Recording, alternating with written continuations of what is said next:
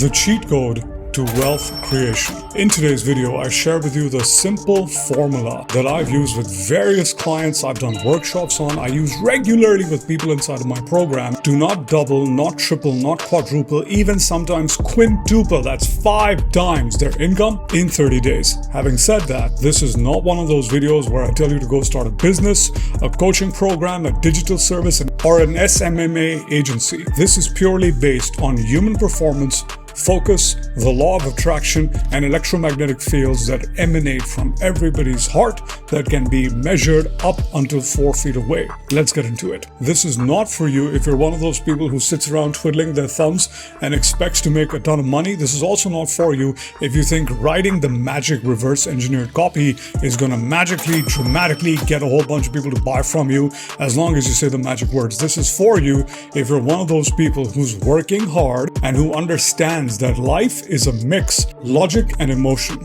Life is a mix of doing what you're doing as well as believing in what you're doing, and that it's going to lead to an outcome that you want. This is based on the principles and the fundamentals of belief, focus, perspective, putting in the work, and expecting amazing things to happen. So, with that said, boys and girls, ladies and gentlemen, strap in. This is going to be a hell of a video for you to watch. So as we speak, I'm running this challenge in my group and people are getting back to me reporting all sorts of amazing things happening. There's one person who's saying, I keep trying to do what you're telling me to do, but people keep giving me more things that I didn't expect. That's exactly the result I want for you. But before we get into that, let's look at what throws us off track. What keeps us from achieving what we want to achieve? So a great example of this is, let's say you have a side hustle or a business or whatever it is that you're trying to do, and you have somebody else who's doing the exact same thing as you.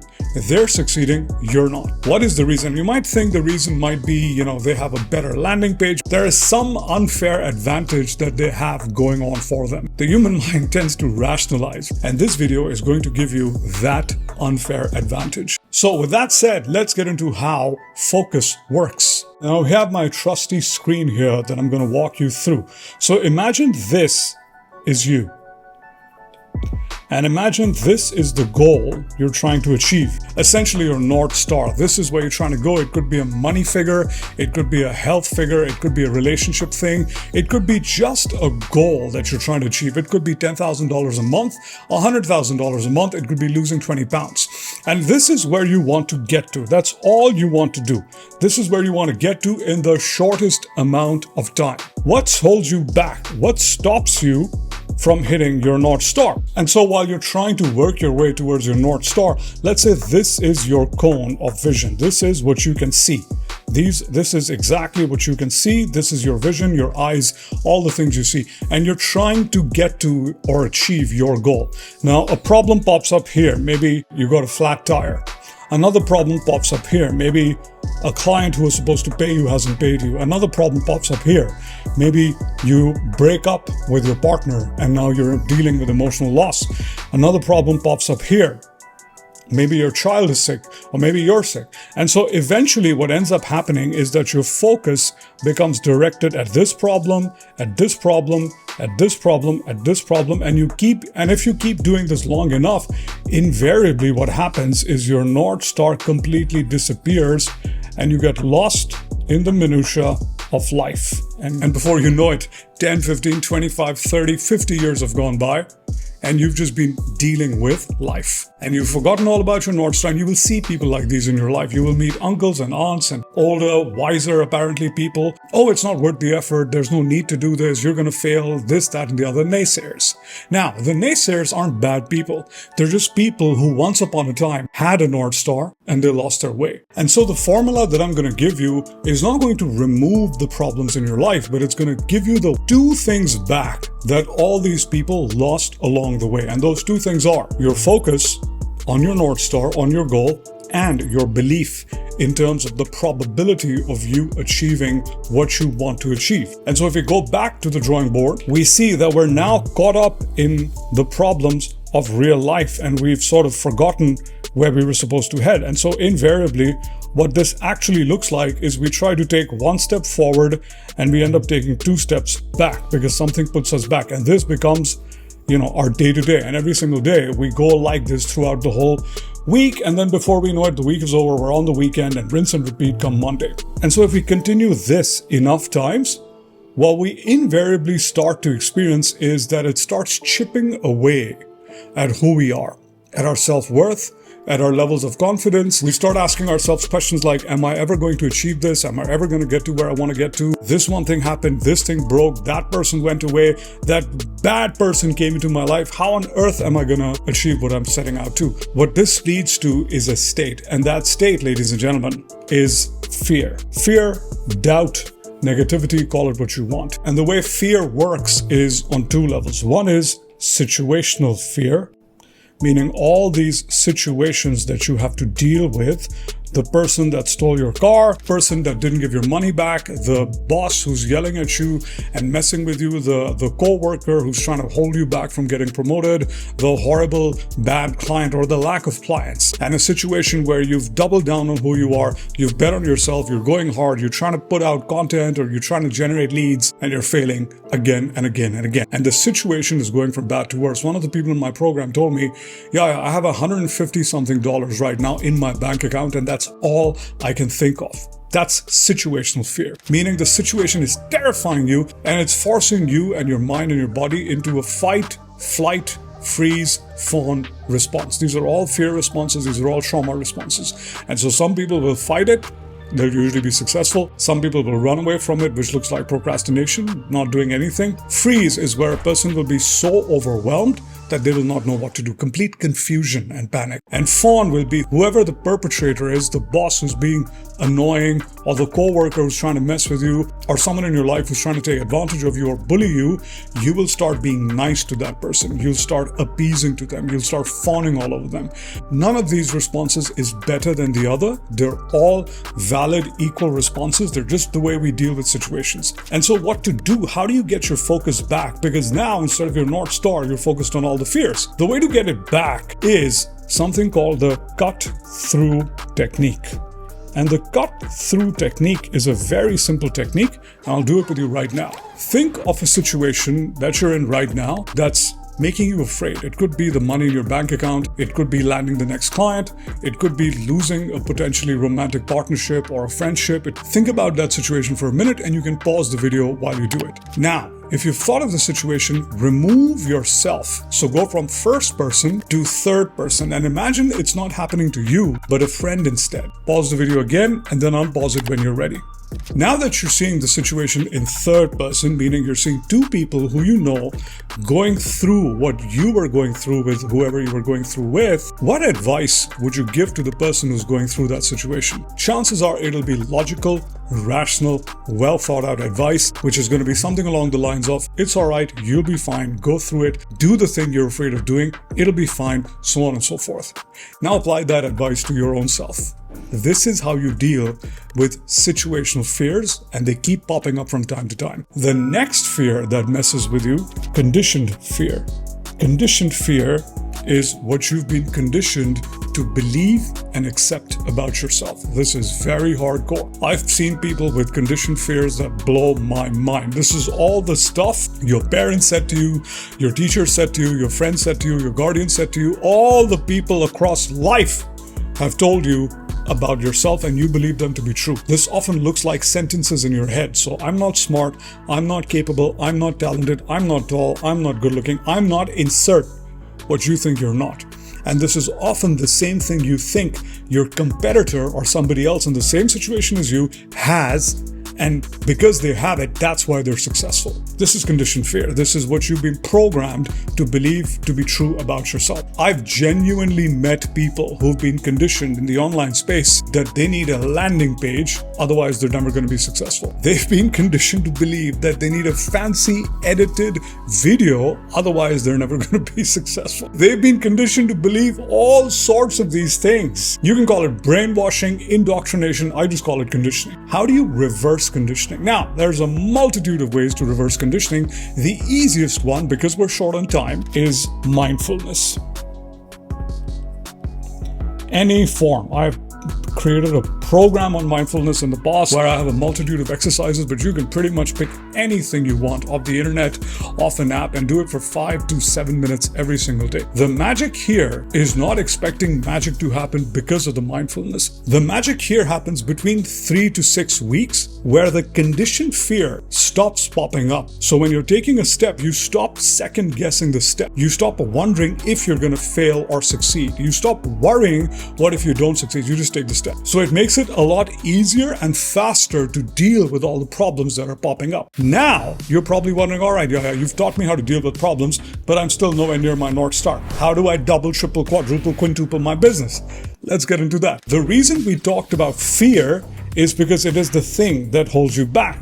And if we look at it from 2 points of view, there are things that hold you back, and then there are things that speed you up. Now that we've addressed what's holding you back, let's talk about how to speed it up. And so fearful state is often known as a lacking state. Lacking states essentially mean I don't have. I'm not enough. I don't have money. I don't have what it takes. I need to take from the world because I don't have enough. So people operating from a lacking state will often sabotage their lives. They will often almost always sabotage their business. The way it looks like in business is, for example, content creation. If you look at people's content, you can see a lot of people are highly overcompensating for who they are, overly polished versions of themselves, because on the inside they feel they're lacking and no one's going to accept them for who they are, and they desperately need to make the money. So they put a lot of effort into showing up as someone who they think other people will believe to be true and buy from. You ever see that person at a party who's going around dropping names because they're trying to get other people to sort of believe that they're a famous person or they know famous people? It's pretty much the same behavior, just in content, right? If someone wants you to think they're super smart, they will really put in a lot of effort into appearing super smart. And it's usually surface level appearances, not depth. The same thing, if you look at it from a sales point of view, I'm sure all of you, or many of you, have been caught in those DM conversations where a person is pushing you, and sometimes they're desperate, sometimes they're aggressive, other times they're offensive, so on and so forth, because they're super desperate to get you, somehow or the other. Same thing on calls if you're buying high ticket. A desperate salesperson is someone who's, pushing all your buttons, leveraging things, saying all the wrongest possible things because they're coming from an energy of, I need to hit my target. I need to sell to this person by hook or by crook, otherwise I won't make money. So they will try whatever is in their book. Integrity goes out the window and they will try to close the person. And if someone becomes very good at doing this, they end up closing or selling to a lot of people who shouldn't have been sold to. And then those people end up being a problem within the program. Success rates go down, fulfillment goes down. It's a huge mess. And so more often than not in sales, we have the saying, never be tied to the sale, never be married to the sale. Instead, look at the person you're trying to serve and see if you like them, see if you can help them, see if they're going to be a great fit for what you have to offer. At least that's what I use, and it's worked extremely well for me because I've been the person who's been desperate. I've been the salesperson who's tried to do everything to leverage, and I've closed people that way, and I've seen what happens later on. So I've kind of learned it the hard way many, many years ago, and so I advise people now to not do it across the board. So lack shows up in anything that you're doing in your business. Everyone's trying to spend the least amount of money and make the most amount of money. If we look at money, there's two ways to increase money, right? You can make more money or you can save money, right? And most people are focused here. The reason they're focused here is because they don't believe they're very good at this, because they failed at this. Look at anybody who's trying to run a business or trying to do something that helps them make money. It's kind of hard. They're learning. And this, by the way, is not only true for people who are starting out, it's true for people who are making 6, 7, 8 figures a month. I've seen CEOs who are more focused on penny pinching and saving where they can instead of growing like crazy. And I've seen CEOs, and being a CEO, who is more focused on growing the business instead of saving here and there. And what I learned later on, nowadays, when you're running a startup, people actually headhunt for the profile of a person who's more focused on growing the business than saving money in the business. Optimizing P&L and the profitability, they are great things to do, but you can only be focused at one thing at a time. And remember, we talked about focus. So you can either focus on expanding and growing, or you can focus on lacking and saving and shrinking. And so to most people, lack comes more naturally than focus. And so there's less people here And there's a lot of people, most people spend their lives trying to save money. And this is where a lot of people make a lot of mistakes, because their decisions are not driven by what's best for them or what's best for the business. Instead, their decisions are driven by what is the cheapest option. That's why you have people who are facing serious, major challenges in life. They're facing divorce, they're facing anxiety, they're facing depression, they're facing all sorts of challenging situations, and they're resorting to, tips and tricks type videos to help them deal with a massively serious problem that may or may not even need clinical intervention, because thinking is compromised and thinking is overarching. And the overarching theme in thinking is, how do I get the cheapest possible thing to help me solve my problem? Probably not the best way to solve an important problem in your life or to achieve an important thing. So how do we shift into this? Because when we shift into expansion and we shift into growth, part of it is related to doing the right things, making the right decisions, growing in the way you'd like to grow. But part of it is also just being open to letting life and the universe send things to you. Have you ever met a person who comes across as a very nice, kind, loving, generous, and confident person, and you just want to be around them more? You gravitate towards that person. Even influencers. There are certain influencers you love so much and you can relate to so much that you just want to buy whatever merchandise they put out, because you can relate and resonate, and the way that person makes you feel is the reason you buy. And the reason that person makes you feel that way, hopefully it's a good feeling, they're not guilting you or shaming you. The reason they make you feel that way is because they themselves are operating off of that energy. If you've been watching me so far in this video, you will notice that I'm coming from the same energy of just being very generous and literally giving away stuff that I've charged money for, because I want you to benefit. Now, how do you shift yourself into this state permanently? It's okay to be generous temporarily. It's okay to sit and try and meditate and turn into an abundant state. It's okay to have a pre-sales call playlist of music that puts you in a great state. These are band-aids to a major gaping wound. They don't fix the problem permanently. And to fix the problem permanently is you have to do two things. One, you have to stare the lacking state in its face, and you have to act in opposition to what the lack is telling you to do. Two, you have to be abundant. And this is the tricky part. This is where most people fail. This is where most people give up. This is where most people default. And this is the secret formula. If you are financially lacking, meaning if you are worried about money and you're looking at your bank account and it's going down, the way to increase your bank account, and everything in your being is yelling and screaming at you to go and rob a bank or to swindle a person or to somehow get a job or to do something to make money so that you can get more money, you do the one thing that never occurs to a person who's in lack. You give away some money. Sounds crazy, right? Why would you give away money when you don't have money? That's exactly what one of the people in my program said to me. She said, yeah, I have $150 something in my bank account and you're asking me to give away money? Now, let me explain. Fear settles into identity. Lack becomes a permanent state. And look around you, you're gonna find people who are permanently operating from lack. These are hyper-vigilant people who go through the world thinking other people are gonna hurt them and harm them. These are super careful people. They count everything twice. They make sure no one's hurt them because maybe at some point in time, conditioned fear, somebody took advantage of them. So now they're navigating life, aware, alert, to scanning life for something that's about to go wrong. These people have the highest amount of trouble and the highest resistance to making money. They very well might make money, but they'll probably make major compromises and sacrifices in their life because of operating from that highly compromised state of lack. Let me do a fun exercise with you right now. I want you to scan the room for the color yellow. You just have 10 seconds. Go. 1, 2, 3, 4, 5, 6, 7, 8, 9, 10. Stop. Stop. Don't look around the room. Don't look in the screen to see what I have yellow. Now tell me, how many things did you find that were purple in color? Don't look around. Tell me how many things you found that were purple. Not a lot. Now tell me how many things you found that were not quite yellow. Maybe they were a shade of green, maybe they were a shade of pink, maybe they were a shade of peach or orange, but you force classified them into yellow because your brain was scanning for yellow.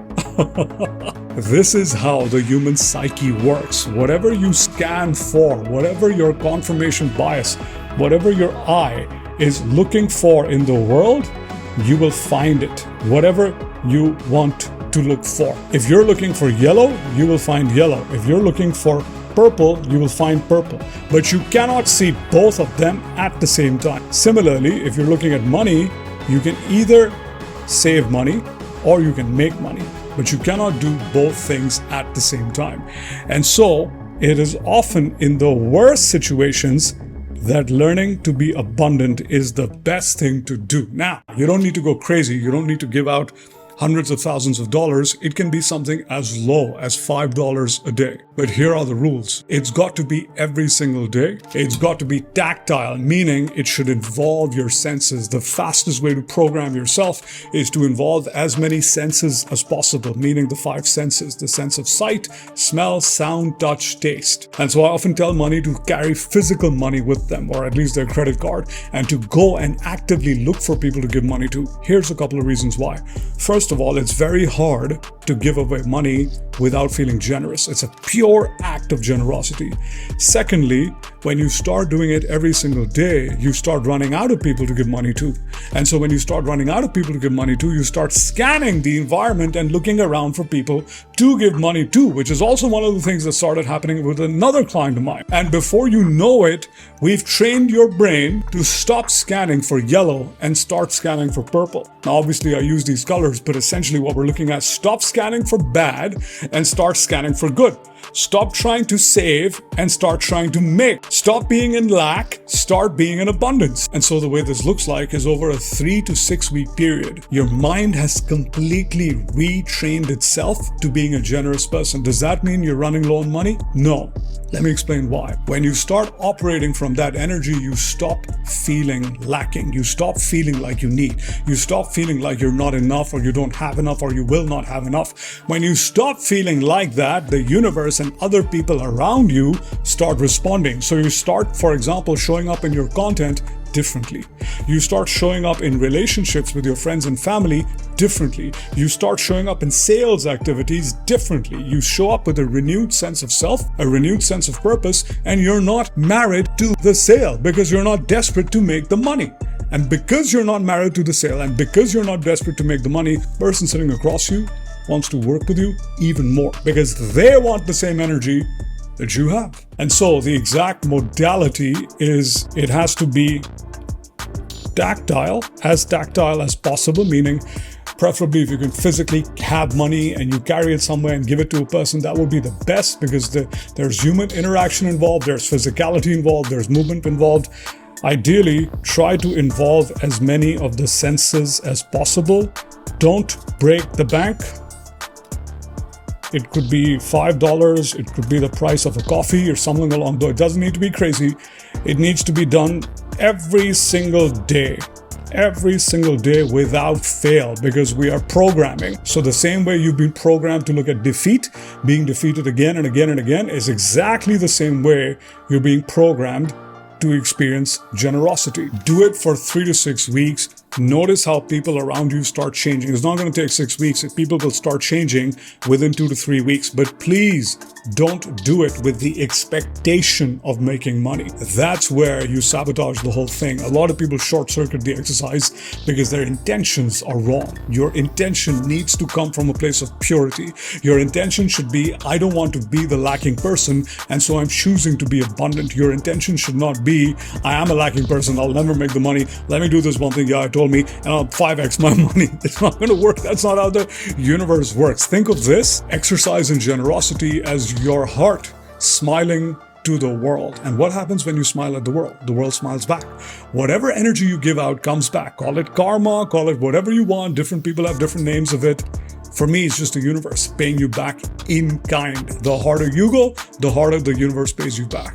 I hope this helps you. Let me know what you found to be the most useful thing about this in today's video down in the comments below. I'll see you in the next one. Take care. Bye-bye.